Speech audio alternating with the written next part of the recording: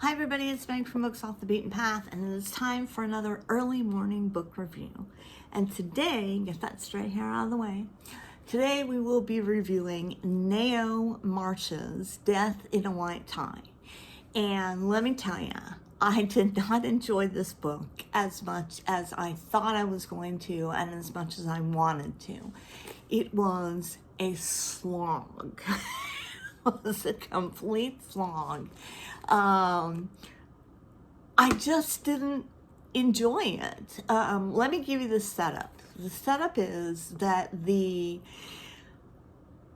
upper crust society of London is being blackmailed, especially these women. And these women are having extramarital affairs, but not really. They're going out to nightclubs. This was what I gathered. They're going out to nightclubs with people that are not their husbands. There was no mention of sex in there whatsoever. But they're going out to these nightclubs with people that are not their husband, and they're getting blackmailed for it. And so we have this caterer, Dimitri, who is doing the blackmailing. I'm just going to tell you, it's a spoiler full. He's doing the blackmailing, but then we've got the husband, Colonel Withers, who's doing some of the blackmailing. He's blackmailing his own wife because he found out, and he wants to torment her. So here's my thing. Our hero is Inspector Allen, spelled Alleyn, Allyen.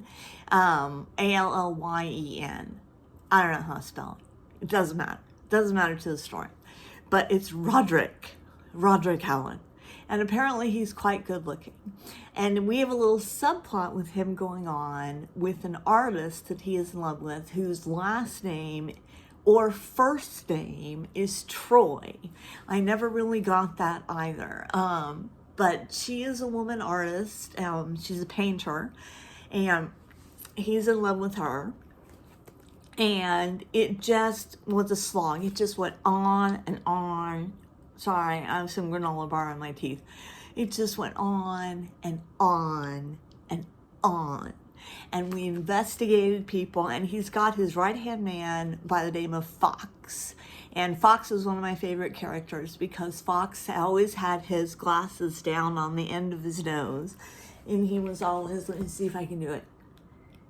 He was always peering at people over the top of his glasses. Oh, Inspector Allen, I can't believe we're having to go to the Halcott Joneses again. Yes, we are. We're going to have to find out about the blackmailing. One of the things I found very difficult about the book, this book was copyrighted in 1932. One of the things I found very difficult about the book was the lingo. And when I say lingo, I mean lingo. They would say things and talk about things, and it was slang, or it was the hip talk of 1932, and I just didn't get it. And the dialogue was so parody-like. Is that, do you know what I'm saying when I'm saying that? Let me just read you this.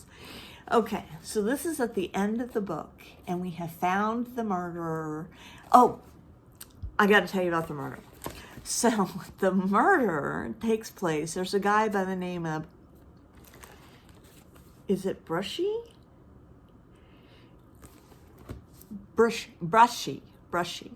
And Brushy is this high society guy who is unmarried, and all the women love him, and he goes to all the high society parties, and he gets told all the secrets and everything like that, and he's just like this, and he knows everybody's secrets, and he is the one who gets killed.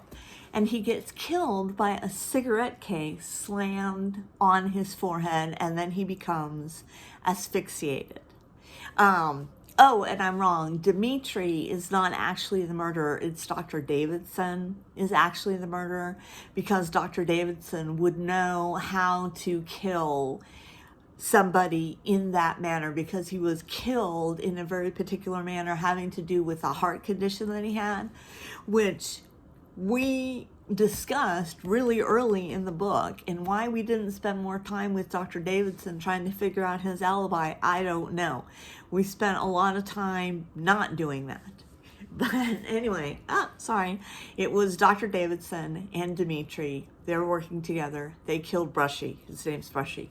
They killed Brushy with the cigarette case to the head. But now we're at the very end of the book, and I just got to read you this. We're at the very end of the book, and he has explained the conclusion. He's explained how he has gotten there and everything, and how he found the murderer and all this kind of stuff. And he is talking to Troy. Remember, the love of his life. And he says to her, Troy, I love you more than anything in life. I'm tired. I've tried humility. God knows I am humble. And I've tried effrontery.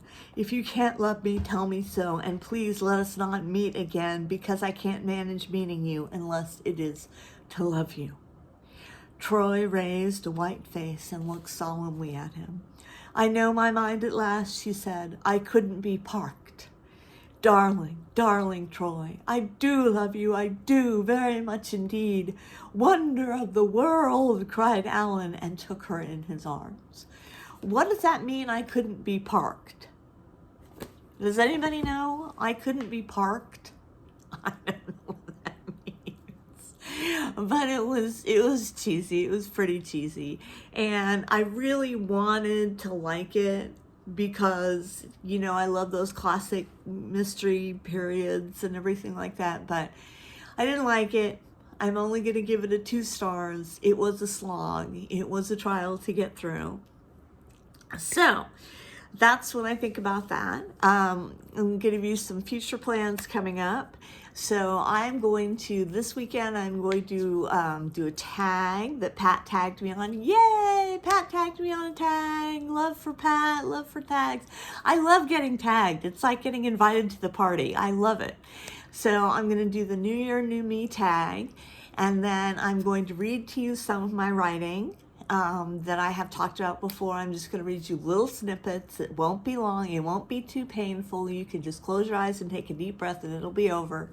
Feel a little pinch, but then it'll be over. No, it's not that bad. My writing's pretty good, actually, I think. But we'll see what you guys have to say. And then I'm going to start on Philip from A Poet Reads Straight. I'm going to start on his poetry books and read those and let you know what I think about those. And I'm excited about it. I'm excited because, you know, we haven't gotten a lot of snow. I know a lot of you guys have gotten a lot of snow. We haven't gotten hardly any here in Okie Dokie, but it's been cold, cold, cold. So anyway, let me just sum back up again, because I feel like in 2025, one of my reading goals is to slow down. I've always been a fast talker, and I want to slow down. So this book, Death in a White Tie by Ngaio Marsh, I didn't like it. I gave it a 2 stars. I thought the dialogue was silly. I didn't understand some of the lingo, and I didn't understand why it took us so long to figure out who the murderer was, even though we established very close to the beginning there would only be one person who would know how to kill someone with a cigarette case.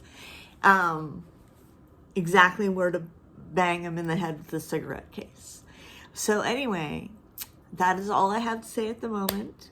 Leave me a comment. You know how much I love the comments, and I hope I slowed down enough. I'm excited to talk to you guys every time I get on my phone.